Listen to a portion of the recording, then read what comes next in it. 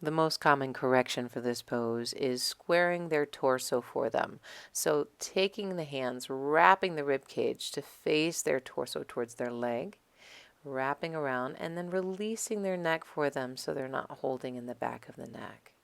We want to keep that twist in the torso, so keep one hand on the shoulder while you take the other hand on the femur to ground down and open that inner groin.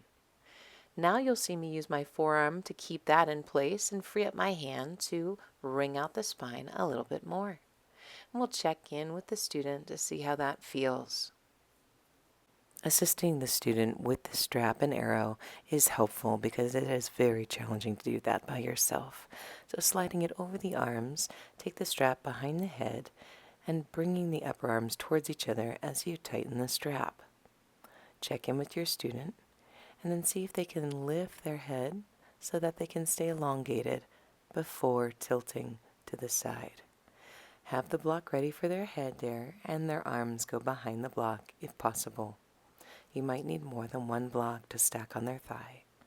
Once they're over in the pose, tighten the strap again, and then assist with that same lengthening of the side waist.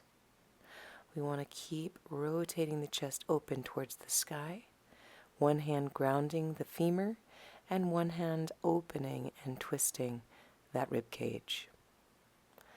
Have them breathe into your hand, staying steady, and then assisting them out of the pose, removing the block with one hand as you guide them up, and then quickly releasing the strap. Great work.